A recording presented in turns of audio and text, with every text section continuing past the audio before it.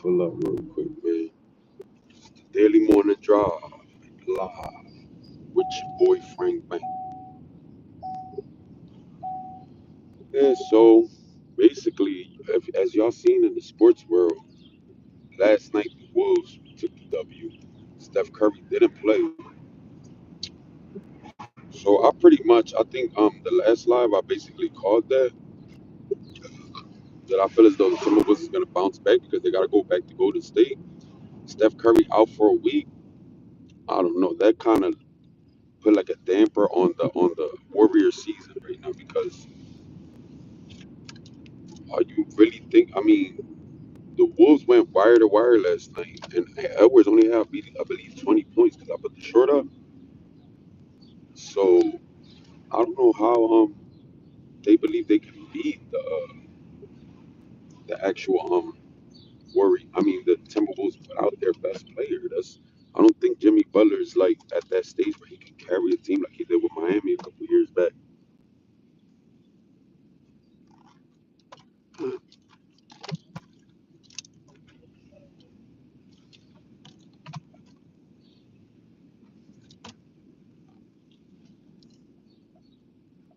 yeah, let me put this on real quick so I can get with y'all.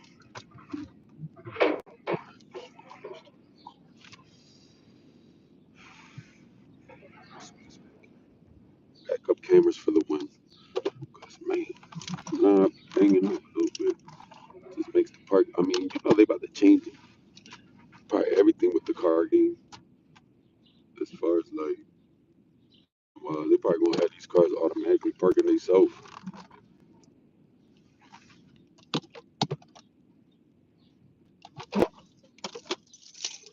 So yeah, basically,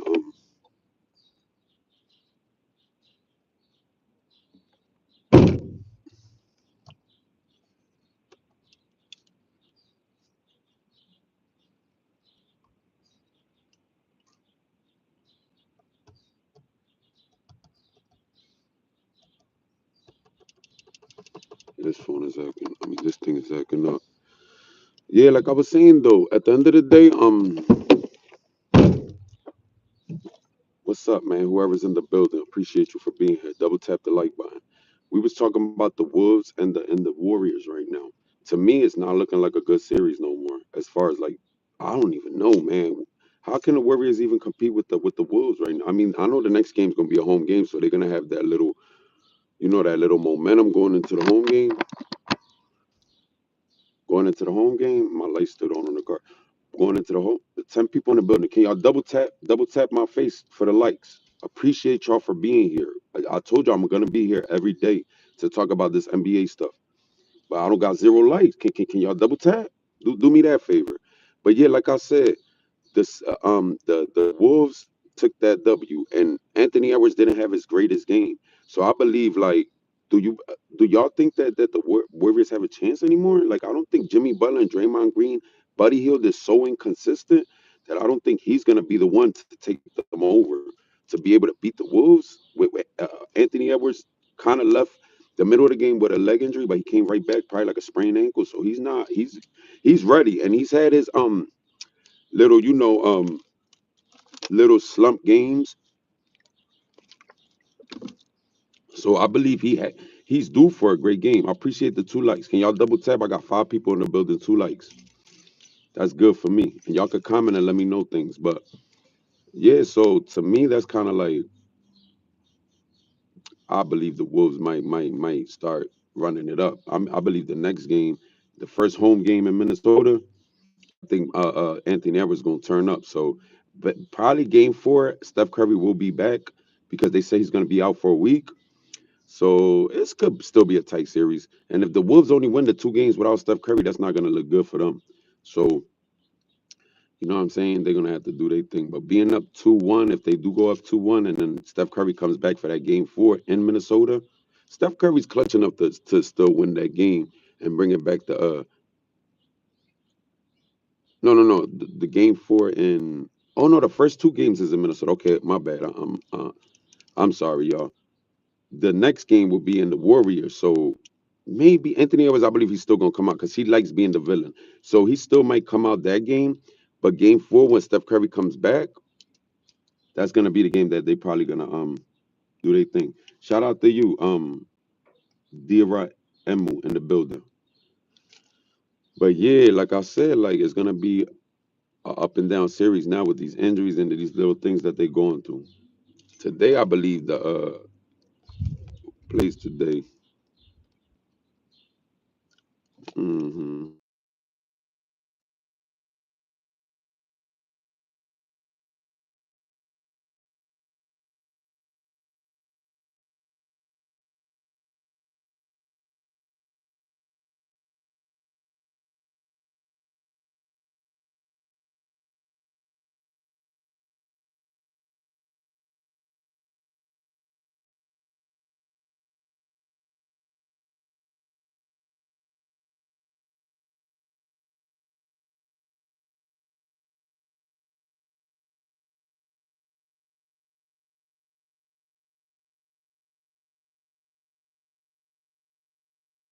Appreciate y'all for being here, man. Double tap the like button for me. uh, I'm gonna get to that Daryl Morey thing in a minute, but I just want to cover the NBA before I get to that Sixers thing. Today we got two games actually, which is a great thing. We got Cleveland and Indiana. Indiana's up 2-0, and we're in Indiana. So if Indiana takes a 3-0 lead, it's over for the Cleveland Cavaliers. I hope Darius Garland played this game. I'm not really sure because the injury report ain't out yet. But hopefully, you know what I'm saying? Like, hopefully Darius Garland played this game because this is a must win for Cleveland. So on that game, I'm telling you right now, that's a must win for Cleveland. If they go down 3-0, it's over for Cleveland. Next game, we got the Thunder and the Nuggets. That's a 1-1 series, and we're going back to Denver for game three. So that'll be it. I think that'll probably be maybe the game of the night. Hopefully, if it don't end up a blowout, because the Thunders did beat the Nuggets. Appreciate you, Brooke Jones in the building. How do you too? Good morning, or wherever you at. Whatever. Cause sometimes people be in other countries and they be like, it'd be like 10 o'clock or whatever. So just hi to you and have a great night or day wherever whatever time you in. But yeah, like so yeah, that Thunder and Nuggets game to me is gonna be the game of the night, hopefully, because I don't think Denver's gonna come out swinging because they lost by so much last game. It's probably an embarrassment. Their news articles, I haven't read them all, but they're probably like talking crap about them doing everything they do. So that's just what I feel. But yeah, like for that game, let me give y'all some predictions for these games since people be betting and things like that. The Cleveland game, I would say Cleveland winning that game because it's almost like a must win. I don't think they have to get this road win. For the Nuggets and the Thunder is going to be a little bit of a you got to double tap the screen to get the light. Appreciate you, appreciate that heart, but I need the light on the screen. Double tap my face. But yeah, like I said, the the Thunder and the Nuggets game, I believe that we're gonna let me think who could win this game. Let's take I think the Thunder's gonna come on and get a W. I'm sorry, even though Denver, it's no way 45-point game that they lost by, and then you think that they just gonna come back in. I don't know, man. Thunder's got so much momentum. I believe that the Thunder will win this game. So we got for our predictions for the Frank Bank channel is Cleveland taking game three and the Thunder taking game three. So that's what we got today. So yeah, any other NBA news? Not really. I'll talk about the Celtics and the Celtics and the New York tomorrow. But we're gonna go for the Sixers now. Wow. Wow. Should I even maybe I should play this damn interview, man. Because the interview was so crazy last night with Daryl Morey and Mikey Miss from 97.5. That's why I love 97.5. Mikey Miss did his thing on the questions. But they needed Mikey Miss back because, man, I've heard Daryl Morey get interviewed by like a lot of people as far as like I'm sorry, the morning show. Y'all have so much questions when he's not online, but then it seems like it kind of like becomes like even because I know that the chant 97.5 is a, I think they're like a big thing with the Sixers, like they're partnered with the Sixers. So it seems like sometimes they're literally they're literally like giving, and Daryl Morey goes on the actual interviews with like John Kincaid and things like that. He kind of comes at him, but he doesn't have all the great questions that Mikey Miss had yesterday. So let me break down what Mikey Miss asked him yesterday. Mikey Miss said first he was saying he actually called him out on his own job. He said that why do you feel that the Sixers should keep you as a general manager after this season and how horrible it was? And his answer was he feels as though his track record should keep him there. But I don't believe anybody in the NBA's record has ever kept them in a position of job. Like Memphis' coach did great in the first couple seasons he was in. They fired him. Every like we can go down the list. Every coach is about what have you done for me lately. It's about what you did in the past. All these coaches get fired because hang on to their reputation and their. This is the first time in history because I never seen none of the old coaches like back in when I was growing up, like Larry Brown, Lenny Wilkins. You never heard. I mean, I'm not saying that because I can't say that as a kid I kept up with all the interviews. But to me, I've never heard in like I used to read the newspaper every single day. I used to go to the school and everybody used to want to take the newspaper and try to like, read the sports section too. So being those to say that, I believe that I never heard of coaches back in them times, and they was all time winningest coaches. Because I remember they was like, sometimes the commentators would say, "Oh, Lenny Wilkins got the most coaches all time." Oh, Greg Popovich. I didn't even heard Greg Popovich do this, and he's like an old school coach saying like, "Oh, he'll like make a joke about things now, like recent things. This is something that's affects a lot of people in the world. Like they live off of their past, and it's like a psychological thing. You have to move forward with the things you're doing every day. You can't just think about, oh, I accomplished this in 2015, so you shouldn't talk to me like that. Bro, it's not about that in this world no more. In this world is about what you accomplished last week or maybe a day ago. It's not about, oh, I'm the greatest coach that ever lived. Bro, it's coaches that was so good and it's not coaching right now because they're not good for the league right now. The owners are starting to catch up with it's not about a name thing no more. It's about what you can do. Because if you're gonna go by the name, you're gonna have somebody there that's making excuses after every loss. And that's not good. It's not good for the team morale. It's not good for anything. So to me, they gotta start. I don't know. They gotta start getting rid of like to me, man. I love the six. I mean, I love the Sixers. You know that. Y'all know that as a fact. But to me, I feel as though they gotta get rid of the old. Well, I don't know. Not Nick Nurse. You gotta give him another chance because he didn't really have the players. But in the league, I believe it's a thing now that they're getting rid of all the old. You know what I'm saying? The old players and the old people that really don't have like. They try to live off of their reputation and things like that. I think the league is making like a big thing against that right now. So at the end of the day, that's what it is. And y'all took that like away, whoever that was. That's crazy. I don't even know how y'all can do that. Like you can see a like on. Can you undouble tap or something? Like I'm confused on that. How the hell do you take likes back? You undouble tap it? Like can you? I've hit live before, and I've seen people like. I mean, I've liked it, and I didn't know you could unlike some. I'm like you could double tap it again for the like to come off. Like that's crazy. I never.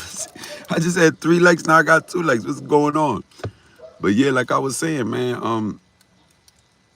The Sixers, man, that was the first question. Then he went on to talk about Joel Embiid and his injury. And Daryl Morey basically was like acting like he couldn't disclose information about the injury, and then whatever the injury was disclosed already.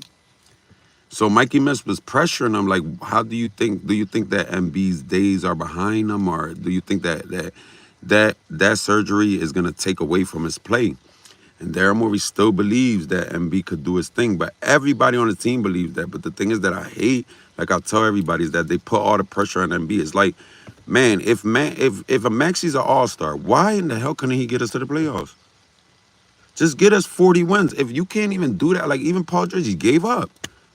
What's going on? Like, I think the Sixers have Joel Embiid syndrome. Because this is the only team in the league that depends on the like. Even Miami, when Jimmy Butler got hurt, they tried to win. Even the years that they wasn't doing anything. So it's like I don't know why can't Maxey say. I mean, he did it in his first year. I think he fell off of that because I remember to me. Maybe it's the coach. Maybe it gotta be the coach because Doc Rivers, when he had Maxey and they used to play against like Memphis, Ja Morant, he used to know how to motivate him to want to play great. When he played against other great point guards, I don't know what Doc Rivers used to do, but he used to motivate Even when he Maxey to was, play great. didn't look great. To play great, my bad, the radio. My bad, but like, yeah, like he used to motivate Maxey to play great, and they used to record when Embiid wasn't there. I ain't gonna say he missed as much games Embiid as he did this year, but this year's not is not it's not the only thing because last year the Sixers started off as like the second seed in the league. That's why their odds are so good every time they have Embiid because they started off with Nick Nurse and Embiid. They were like what 27-11 or something like that. And what did they do? As soon as Embiid got hurt, I believe no, believe they was like 30 something because I believe they got 13 wins when Embiid got while Embiid was out. We give the excuse to Maxey every single day. It's great. I love Maxey as a player, bro. I'm not gonna lie, but he's such a like a J.R. Smith type player to me. Everybody thinks he's like I don't even know what, how he's telling you in your face. I'm with my girlfriend, you know. I could be with my girl anytime. They ask me about me, I'm gonna talk about me. I'm too cocky to talk about another man. You know, we got Embiid, the best player in the league. But you know, I'm good. I make the same money as Embiid, but you know, we got Embiid. So Philly fans, just you know, I'm not gonna talk about how Embiid just got a knee surgery. Yeah, he's gonna maybe be a less player now. But you know, um, I'm gonna say that Embiid is what's the name? No, that's we just count. Embiid, we got the best player in the league, y'all. I'm gonna just fall back in my little line over here at the 3 point line. Let them double team Embiid. Let him take all the pressure. Go ahead, Embiid, take all the pressure because they just paid me a max contract. But I don't give a damn because I'm just gonna make money and be with my girlfriend. This dude has changed, bro. He's changed and nobody wants to see it, but okay. I'm the first one to call it. It's beautiful because I'm the first one because I know how Philly fans are. I know that when the season starts and Maxie starts with this shit, especially that his situation, whatever his girl, he's just in a he's not even in a married set, like a person that he really know. He's just trying to be with a girl that's pretty, and that's everybody has been through that. Look, I'm handsome, bro. I've been through this, so you can't tell me that I'm hating. I've been with pretty girls, and they're not what makes you be the best you. They don't make you be the best you. They're trying to, oh, that's my cute boyfriend. But they're not thinking in their head, let me try to motivate this boy to be the best him. Those pretty girls ain't, I mean, them girls like that date multiple guys that's in, I'm not a celebrity, but at the end of the day, I've been through it where girls date multiple guys that are very popular, are very handsome or whatever, and they just trying to show it. It's just like a toy. It's almost like what guys do. It's like they reversing the game on us. And I'm not going for it. Me, I'm not going for it. Like if I was in the league, even though I'm a little older than Maxi, I would still be in the gym because he don't. I think he's cool with 200, whatever it is, 200 million he gonna get, because he's gonna be a $15 million player if he keep on with this shit. You think that one All Star game years ago that had people are gonna call it out that this you only made that All Star game because of Embiid season and that you just fell like they're gonna start breaking down your numbers and them 27 games without MB because you shoot like 30%, 29% from three without MB. Bro, you was a great. I don't even maybe Embiid always played. That's why it's like he's so used to playing with Embiid. But man, Embiid is a great player, bro. You are not gonna play. Your career is gonna go past Embiid, so you're gonna play past the time Embiid plays. So you're gonna have to try to step up, bro. You got Paul George on the team. You couldn't do nothing with it. The people are giving you stars. Like people want everybody want to make excuses. No, bro, it has to come from the top, bro. John Morant came back this year. They won 50. Like, I don't understand. Is short. Jalen Brunson, New York. He's short. What, Maxie? Stop trying to act like you're too small, bro. It's many. Look at examples of teams that have short players that are their best player on their team, and do what they do. Get into your bag. Find something in your bag because this is not working with you just sitting here falling back trying to jack up threes. You literally was 0 for 12 even though your finger was hurt. You think that Phillies used to athletes that say, "Oh, my finger's hurt, I don't want to play no more." I mean, I'm gonna play horrible, and then we just gonna keep going for that. Keep going with the sorry Philly fans. I don't know if you think that's gonna keep working, but they're gonna boo the living crap out of you one of these days, and you're gonna cry because you seem like you very sensitive and you used to everybody. I'm not saying no disrespect to you, because all men are have some sensitivity, and I'm not saying you weird or not like that.